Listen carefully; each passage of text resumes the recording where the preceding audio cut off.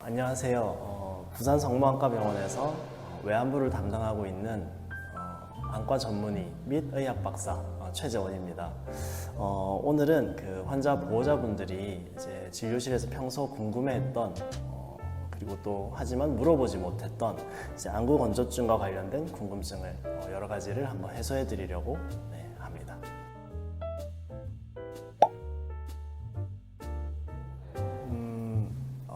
먼저 환절기나 겨울철 같은 건조한 날씨가 되면 안구 건조증으로 불편함을 호소하는 분들이 많은데요. 우리 눈에는 우선 세 개층으로 이루어진 그 눈물층이라는 게 있는데 그 안구 표면의 가장 안쪽에서부터 점액층과 수분층 그리고 기름층으로 이루어져 있고 또 각 층마다 중요한 역할을 하고 있습니다. 그런데 다양한 원인에 의해서 이러한 눈물층들의 균형이 깨지면 눈에 쉽게 이물감과 건조함이 느껴지고 또 불편해지게 되는데 이런 질환을 우리는 안구 건조증이라고 합니다.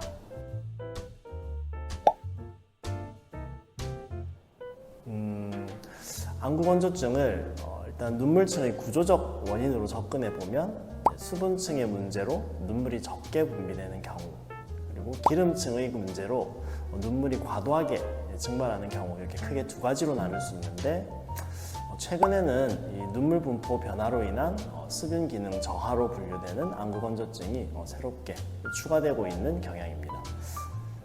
대부분이 이 기름층 말봄샘이 막혀서 눈물이 빠르게 증발하는 그 눈물 증발 과다형에 속하지만 연령에 따라서는 젊은 층은 눈을 많이 사용하기 때문에 수분이 부족해서 이렇게 증상이 생기는 경우도 많습니다. 하지만 50대 이상에서는 기름이 원활하게 배출되지 않아서 또 증상이 생기는 경우도 많습니다.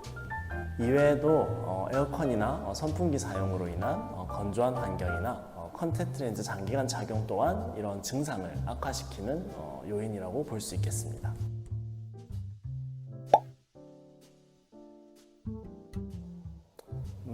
대표적 증상으로는 이제 눈이 시리고 또 모래알이 들어간 듯한 이물감이 있으며 또 충혈과 건조감, 또 피로감이 느껴지는 게 일반적입니다.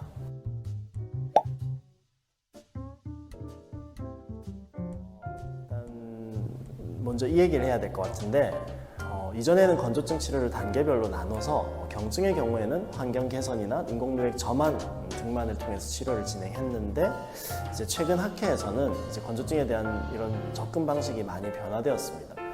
건성한 단계보다 어떤 원인에 의한 건성환인지 분류를 하고 또 그 분류에 따른 치료를 하는 것을 더 중요시하게 됐습니다. 그러므로 중증도에 따라서 좀 점진적으로 치료를 추구하던 이전 방식에서 초기부터 적극적으로 이제 다양한 치료를 시도하는 것을 더 권유드리는 편입니다.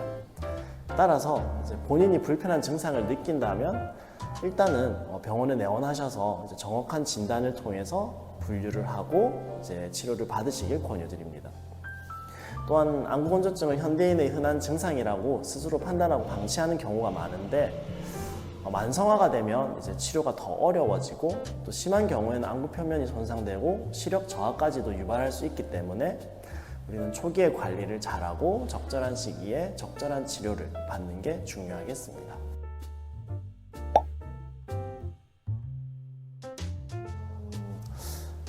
이전에는 이 안구 건조증을 앞서 말했듯이 중증도에 따라서 이렇게 나눴었는데 1에서 4단계로 단계에 따라서 또 치료를 진행을 했었습니다.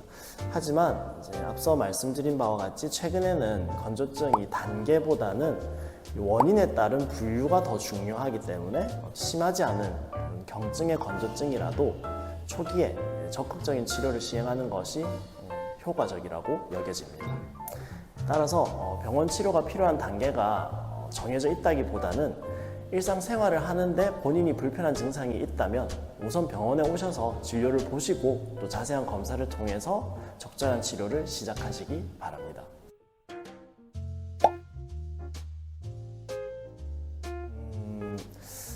인공 눈물은 일단 안구 건조증을 치료하는 일단 가장 보편적인 방법인데요.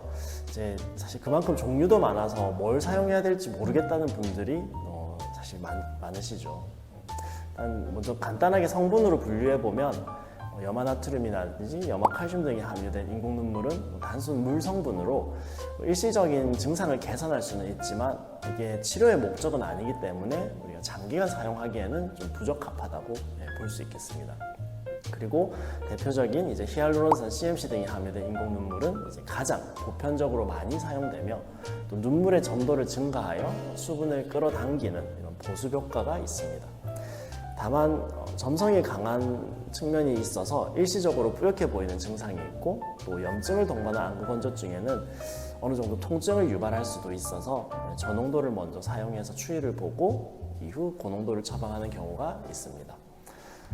히알루론산 제제랑 CMC 제제 간의 효과 차이는 크지는 않지만 안구건조증에 의한 불편감 등을 이제 점수로 평가할 경우 히알루론산 제제가 근소하게나마 효과가 있다고 보고는 되고 있습니다. 그 외에 디코포졸이나 사이클로프폴린 제제 등등 다양한 점안약이 있는데 이러한 제제는 인공누액과는 작용 기전이 달라 건조증 치료제라고 볼 수 있겠습니다. 그리고 우리가 이제 인공 눈물이 일회용도 있고 또 이제 이런 병해들은 다회용 인공 눈물도 있는데 이런 다회용 인공 눈물의 경우에는 보존제가 함유되어 있어서 일회용보다는 오랜 기간 우리가 뚜껑 열고 사용을 할 수는 있지만 보존제 성분이 눈물과 점액성 생성을 이제 감소시킬 수 있어서 오랜 기간 자주 넣지는 마시고 또 정해진 기한을 꼭 준수하여 사용해야 합니다. 또한 렌즈를 착용한 상태에서 이 다회용을 사용하게 되면 보존제 성분이 염증을 유발할 수도 있으니 다음적이면 일회용 인공 눈물을 사용하는 게 여러모로 이제 안구건조증에 도움이 될 것 같습니다.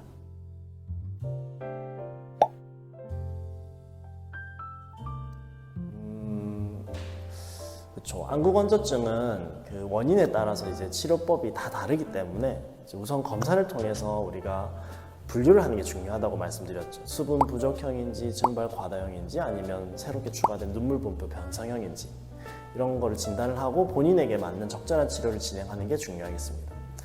수분 부족형 또는 증발 과다형의 경우에는 약제 치료에 있어서는 큰 차이를 보이지는 않습니다. 초기부터 인공누액을 비롯해 디쿠아포졸, 사이클로스포린 제제 등의 이런 건조증 치료제를 공통적으로 사용해 볼 수 있으며 경우에 따라서 스테로이드 점안약을 추가하거나 그 외에 본인 혈액으로 만드는 자가요청 등의 특수한 안약을 조제해 드리기도 합니다. 그리고 이제 또 외래를 통한 시술적 치료는 또 원인에 따라서 치료법이 다르기 때문에 큰 차이가 있습니다. 앞서 말씀드린 약제 치료는 이제 건조증 분류에 따라서도 크게 차이점이 없다고 본다면 이런 시술적 치료는 이제 많은 차이를 가지므로 우리가 이제 꼭 외래를 내원하셔서 치료를 받으시길 권유드리겠습니다. 눈물 분비량 자체가 부족해서 발생하는 수분 부족형일 경우 이런 부족한 눈물량을 보충하고 또 눈물이 조금 더 오래 안구에 머물 수 있도록 이런 누점 폐쇄술이라는 시술을 통해서 치료를 할 수 있습니다. 기름층 이상으로 눈물이 빨리 증발하여 발생하는 증발 과다형일 경우에는 막혀있는 마이봄샘의 순환을 원활하게 해주기 위해서 건조증 치료기기인 이런 IPL 시술을 통해 눈꺼풀에 빛을 조사하여 열을 가해줌으로써 이 마이봄샘을 막고 있는 분비물을 배출시키고 또 기름층의 근본적인 기능을 회복시켜주는 치료를 하게 됩니다.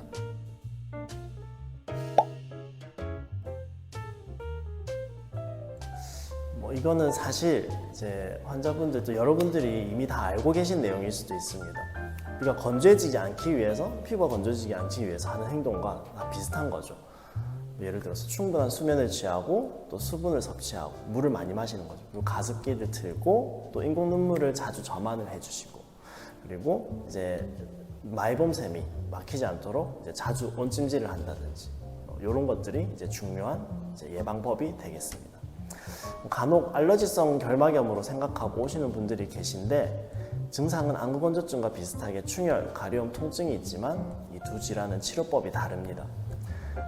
안구건조증 같은 경우는 이제 마이봄샘을 막고 있는 이제 기름 분비물을 녹여주기 위해 앞서 말씀드렸던 IPL 같은 기기로 치료를 한다면 결막염 같은 경우에는 항알레르기 안약을 이제 점안을 하고 또 냉찜질을 해야 합니다.